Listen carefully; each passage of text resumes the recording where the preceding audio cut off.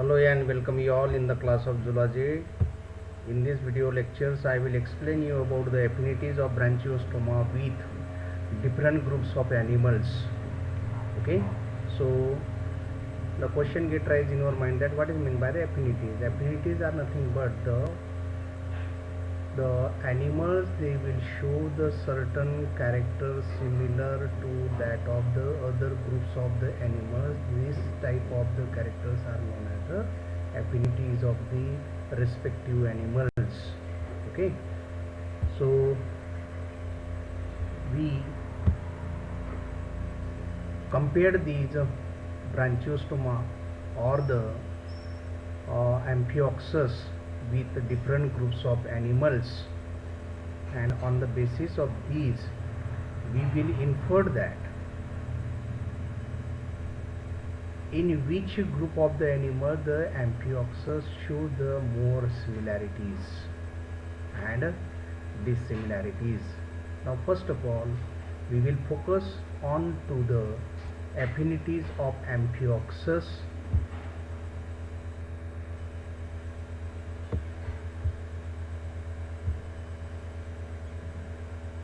Amphioxus possesses the chordate as well as the many primitive non-chordate characters. They are not a truly chordate and they are not a truly non-chordates. They are the intermediate animals in between the non-chordata and chordata. So first of all we will focus on to the affinities with non-chordates. What are the similarities which is observed in case of the Amphioxus? They are also present in case of the non-chordate animals. Number one is they are the development of the coelom in case of the Amphioxus is enterocoeloic in both, that is in case of the non-chordata and Amphioxus the development of coelom is enterocoeloic. Okay, then the heart in case of this animal is totally absent, both in case of the non-chordate and the Amphioxus they does not have the heart. Then third important affinities which is observed here in the Amphioxus, that is the presence of the segmentally arranged nephridia as present in Polychaete Annelida. Then the gastrulation occurs by the invagination. Now in case of the Amphioxus there is a having the segmentally arranged protonephridia which is similar to that of the nephridia. They are occurred in case of the Polychaete Annelida. Then the gastrulation occurs by the invagination. We are already known that the gastrulation of two types, involutions and invagination. Now the gastrulation in case of the Amphioxus is an invagination type. Okay, so these are about the affinities of Amphioxus with non-chordate. Then we will turn toward the affinities with Urochordata. Now Amphioxus show the following similarities with the Urochordata. Number one, in presence of endostyle, that is both Urochordata and Amphioxus having the endostyle. Then in the perforation of pharyngeal wall by numerous gill slits which open into the atrial cavity. Both the Urochordata and the Amphioxus having the pharyngeal walls, and the pharyngeal walls they are having the gill slits, and these gill slits open into the atrial cavity. Okay, then third important affinities which is observed here in the form of the ciliary mode of feeding. As we are already known that in case of the that is the urochordata and amphioxus, they are filter feeder or the ciliary feeder. Okay, then in the presence of the atrium around the pharynx, atrium, they are present around the pharynx both in case of the urochordata and in case of the cephalochordata, that is the amphioxus. Then the development of the notochord and nerve cord are similar in both.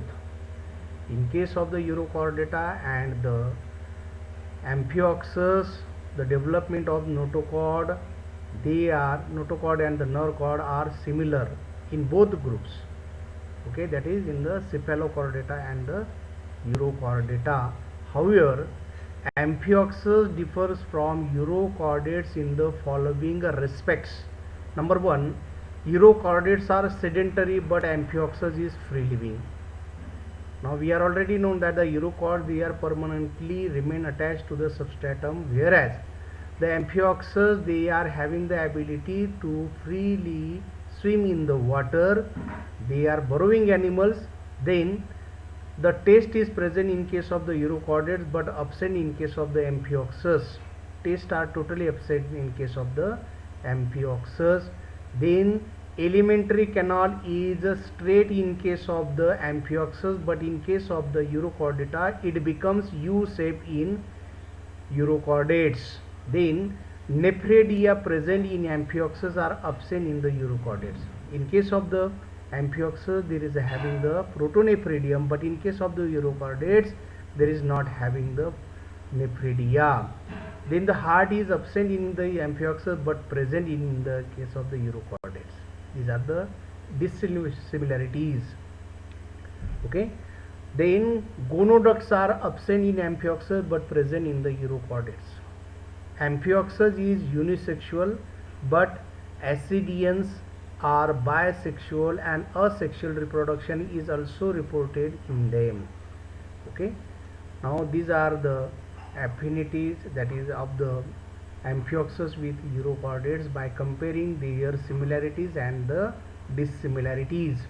Affinities with the chordata. Now first of all we will focus on to the similarities between the amphioxus and the chordata. Okay, so body wall is differentiated into epidermis and dermis. As we are already known about the body wall of these animals, they are having the two layers, that is the outer is the epidermis and inner is the dermis. Then the mouth is ventrally situated. Both in case of the amphioxus and the chordate, the mouth is ventrally situated. Then the coelom is similar to that of the chordates. Notochord is situated on the dorsal side beneath the nerve cord.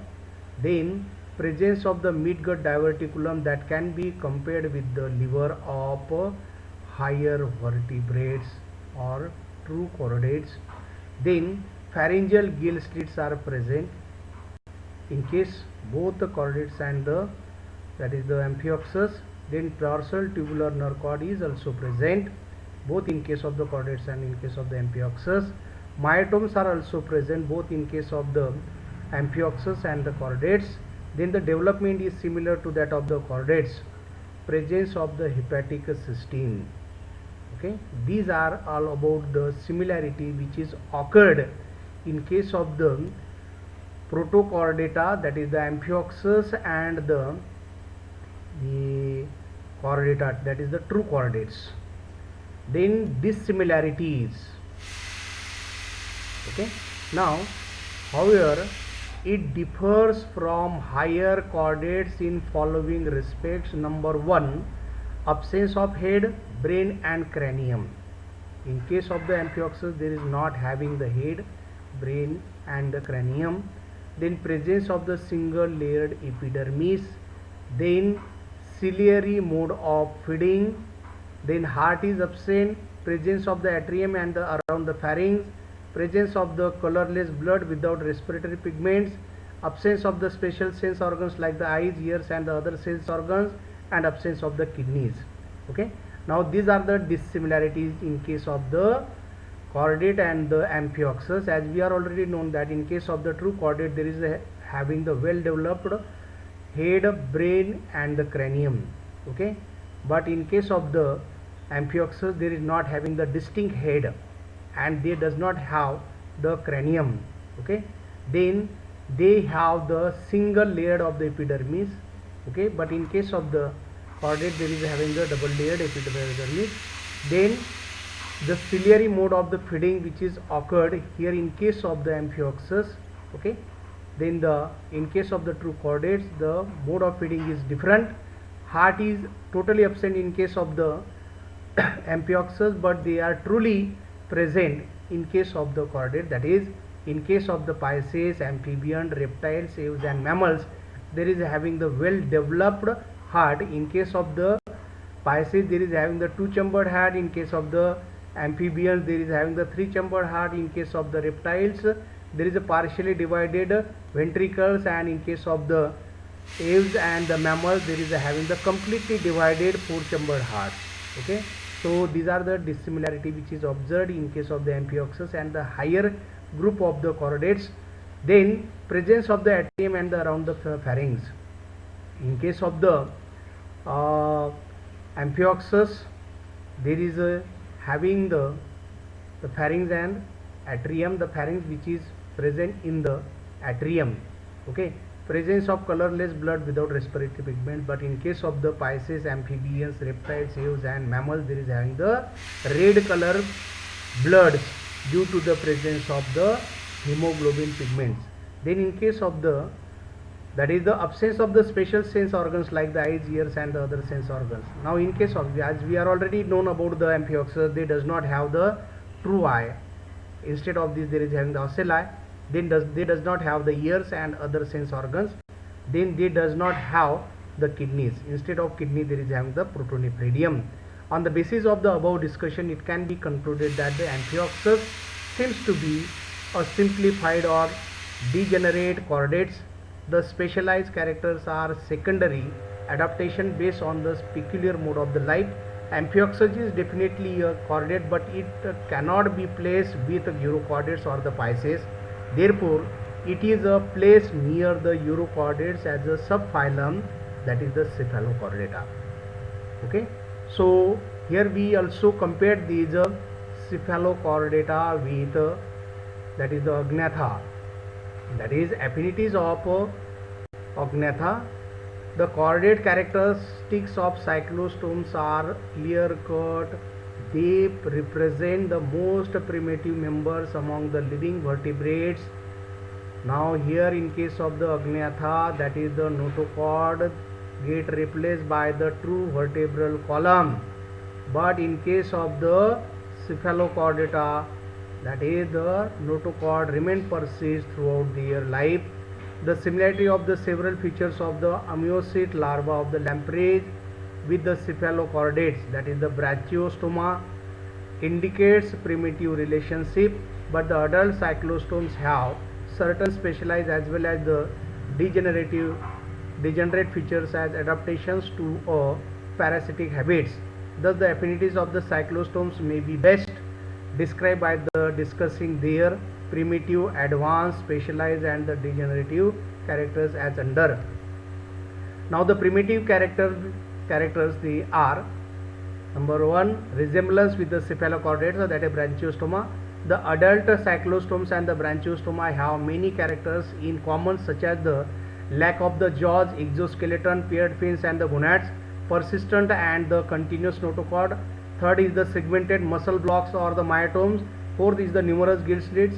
Then fifth, straight and the simple alimentary canal. Dorsal and ventral roots of the spinal nerve separate in lamprey. Beside these, the amniotic larva of the lampreys further resembles branchiostoma. In number 1, fish shape body, vestibules, oral hoods anterior to the mouth, then continuous median dorsal and the caudal fins, then the ciliated gut, then microphagous filter feeder, then they have the endostyle function in feedings. Okay, so these are all about the affinities of the amphioxus with different groups of the animals, that is the non-chordate, then Eurochordate, then chordates, and with the ognatha. Okay, so thank you so much for listening these video lectures. Okay, if you have any difficulties, then you may discuss, okay, on my that is the YouTube channels, as well as in my that is the Google Classroom. Thank you so much, one and all.